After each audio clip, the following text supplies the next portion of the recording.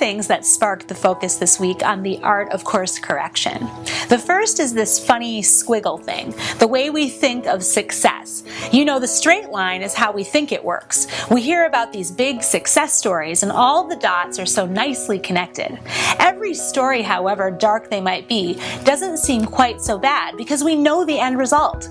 It doesn't matter if someone had a baby when they were 14 or had a parent who was abusive or lived in poverty, because today they are a success and they just used every bad moment as a stepping stone.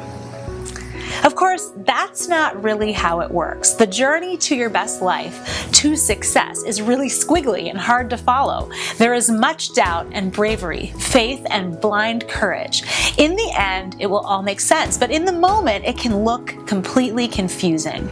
The other spark I had was from Stephen Covey. He referenced the flight of an airplane. I'm actually getting on an airplane today to fly to a speaking engagement, and the way he described it forever changed the way I will look at my experience in the air. He said that we think of the flight as a straight line. We get on the plane at the departure gate and then we get off at the arrival gate.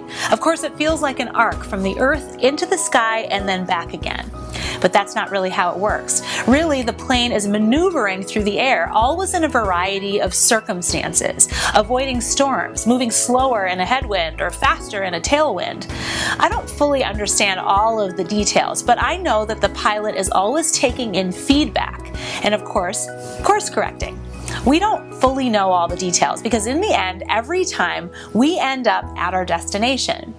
The art of course correction, learning how to make changes, how to trust yourself, to keep moving on your journey with the goal of ending exactly where you wanted to be in the best possible outcome of your life. Fully engaged, grateful, serving others, utilizing your gifts. And since we hold on to all these assumptions about success, I'm tackling 5 myths of course correction. And hopefully, as you understand these, you will remove the barriers in your life and continue on to your best life. We have all heard the first one. Everything worth having is hard. I do think that there's a great effort in your best life. It doesn't always feel natural, and there's a consistency required to get what you want. But sometimes we miss the sign. A course correction is needed because we think we must be onto something, because it's hard. I don't want you to take this as an excuse to get out of your job or relationship, but maybe an adjustment is needed.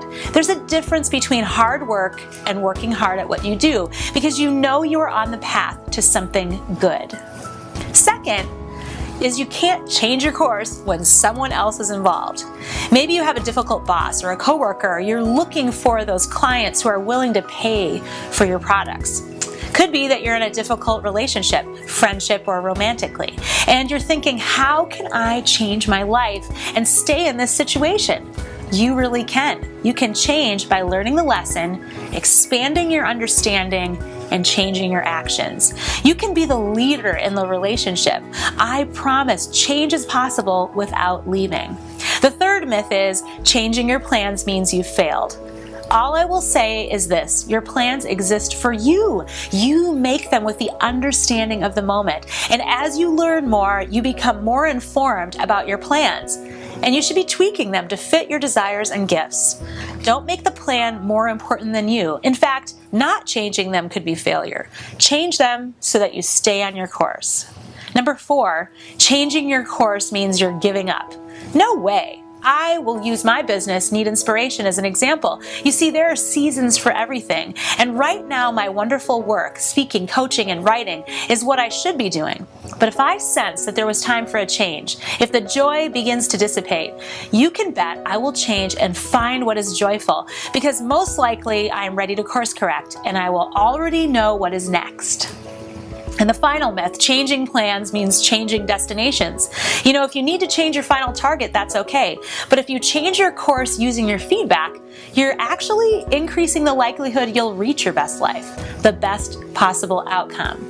Just remember our pilot. The departure and arrival can be stable, but what you do in the middle will probably not be a straight line. It'll be a series of decisions using what you know, riding the power of the moment that will get you your end result. If you want more information about coaching, make sure that you check out the 180 Life Coaching Facebook group and learn more about the skills for transformation. There's more information at the end of this video as well, so that you can get involved. And today, lean into that squiggle. Don't fear the changes and don't relinquish your right as the pilot of your life. It's your job to take in the information, learn the lessons, and master the journey.